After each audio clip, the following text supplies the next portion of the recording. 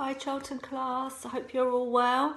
I'd like to read the next chapter of The Beast. I hope those that got my WhatsApp yesterday had a chance to catch up on it. So it ended with Alfred was in the vault and they found he was with Nanny and he found the King's Beasts. So chapter 22 we're going to find out what the King's Beasts are. Now, a bit of a quiz for you, Alfred, began Nanny, as the pair stood together in the middle of the vast vault at the bottom of Buckingham Palace. Can you name all 10 of the King's Beasts? Alfred sighed. The old lady could be annoying at the best of times, and this was the worst of times. She'd been working at the palace for so many years, over 2 generations, that she knew more than most about anything royal. Of course I can, he protested. I am Prince Alfred. One day I will be king, and they will be my beasts. Go on then, she replied, a know-it-all sing-song tone creeping into her voice. Alfred sighed, louder this time, then took a moment to gather his thoughts. Well, the Lion of England. Anyone can get that one, scoffed Nanny. The Red Dragon of Wales. The Unicorn of Scotland. Those 3 are easy peasy lemon squeezy. Nanny, said the boy sharply, you are actually distracting me by interrupting all the time. I won't say another thing, replied the old lady, looking unbearably smug. Thank you. After a moment she added, 3? You've got 3? That's you saying another thing, he protested. Nanny then performed the internationally recognised mime for zipping up your mouth. The boy continued, lighting up the statues one by one with his lantern to prompt him. They were all a good deal taller than he was. The white greyhound of Richmond, the white horse of Hanover, the white lion of Mortimer, the black bull of Clarence, the falcon of the Plantagenets. Nanny nodded her head, impressed before pointing to the last stone statue in the line. The prince took a closer look at this particular beast. It was the weirdest looking creature of all, and he knew it had the weirdest name too.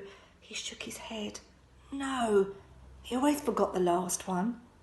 Can I give you a clue? Asked the old lady, grinning. No, he snapped. The Yell of Beaufort, she announced. That's not a clue, exclaimed Alfred. That's the actual answer. Well, we haven't got all night. Alfred counted them. 1, 2, 3, 4, 5, 6, 7, 8, 9. 9 statues. 9. There should be 10 King's Beasts. One's missing. The one I said the Lord Protector was using. The boy felt vindicated. Nanny swung her lantern around the vault and stopped when she spotted something. No, no, no, she said. I'm sorry, my little prince, but you are wrong, quite wrong. It is right here. She lifted her lantern up to the statue. What? He paced over to it. Nanny was right. The stone statue of the griffin was standing there. The griffin of Edward III, she announced in a smugger than smug tone.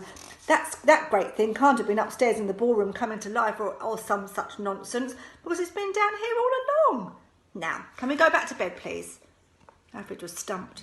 He knew what he'd just seen in the ballroom. If only Nanny would believe him. The guards must have brought it back down, he protested.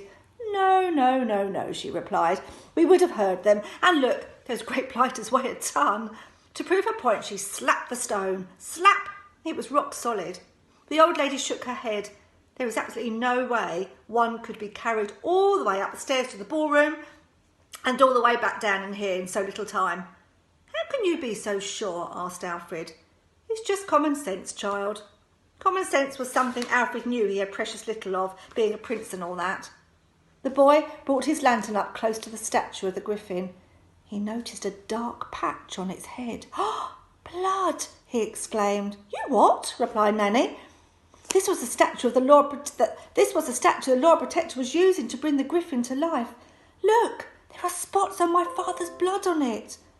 Nanny furrowed her brow before peering in for a closer look. She shook her head. That's not blood. That's just a dark patch on the stone. Alfred dabbed his finger on it. Then why is it still damp? He said proudly, showing her his stained red finger. It looks like dirt to me, she muttered, dismissing him again. The boy couldn't hide his frustration any more. Why is everything no, no, no with you? Nanny shook her head.